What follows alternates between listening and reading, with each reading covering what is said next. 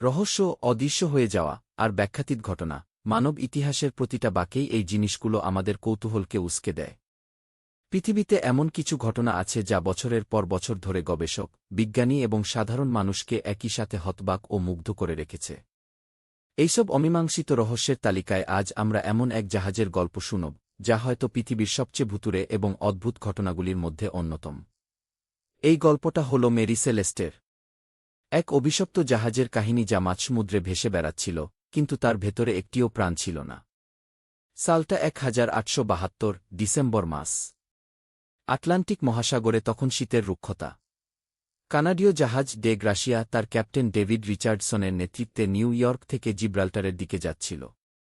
হঠাৎ তাদের নজরে আসে একটি জাহাজ। অদ্ভুতভাবে ঢেউয়ের তালে তালে সে এদিক ওদিক দুলছে, তার পালগুলো অদ্ভুতভাবে অর্ধেক তোলা।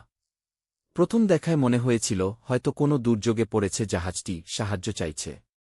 কিন্তু কাছে যেতেই রিচার্ডসন ও তার দলের সদস্যরা এক হিমশীতল বাস্তবতার মুখোমুখি হলেন। জাহাজটির নাম ছিল মেরি সেলেস্ট। এটি ছিল নিউ ইয়র্ক থেকে ইতালির জেনোয়া অভিমুখী একটি আমেরিকান বাণিজ্যিক জাহাজ। ক্যাপ্টেন রিচার্ডসন যখন তার কিছু লোক নিয়ে মেরি সেলেস্ট জাহাজে উঠলেন, তখন তাদের যা অভিজ্ঞতা হয়েছিল তা তাদের মেরুদণ্ড দিয়ে এক শীতল স্রোত বইয়ে দিয়েছিল। জাহাজটি সমুদ্রের মাঝখানে সম্পূর্ণ একা ভেসে বেড়াচ্ছিল। কোনো মানুষ নেই, কোনো শব্দ নেই। কিন্তু জাহাজটি মোটেই বিধ্বস্ত ছিল না। জাহাজের বেশিরভাগ পাল ঠিকঠাকই তোলা ছিল। ভেতরে সবকিছু অক্ষত অবস্থায় ছিল। ব্যক্তিগত জিনিসপত্র, পোশাক, খাদ্যদ্রব্য সব নিজের জায়গায় সাজানো। জাহাজের লগে শেষ এন্ট্রি করা ছিল 25শে নভেম্বরের, অর্থাৎ প্রায় 10 দিন আগের। কিন্তু সবচেয়ে অদ্ভুত বিষয় হল, জাহাজের একটি মাত্র লাইফবোট, অর্থাৎ উদ্ধারকারী নৌকাটি নিখোঁজ ছিল। যেন পুরো ক্রু দল ওই নৌকায় করে জাহাজ ছেড়ে চলে গেছে, কিন্তু কেন? কি ঘটেছিল তাদের সাথে? মেরি সেলেস্টের ক্যাপ্টেন ছিলেন বেঞ্জামিন ব্রিগস। তিনি ছিলেন একজন অভিজ্ঞ নাবিক এবং তার সাথে এই জাহাজে তার স্ত্রী সারা এবং 2 বছরের শিশুকন্যা সোফিয়াও ছিল। এছাড়া ছিলেন 7 জন অভিজ্ঞ ক্রু সদস্য। জাহাজটি 700 ব্যারেল অপরিশোধিত অ্যালকোহল নিয়ে যাচ্ছিল ইতালির জেনোভা বন্দরে। সবকিছু ঠিকঠাকই চলছিল। শেষবারের মতো তারা আজোরেস দ্বীপপুঞ্জের কাছে দেখা গিয়েছিল। এরপরই তারা অদৃশ্য হয়ে যান।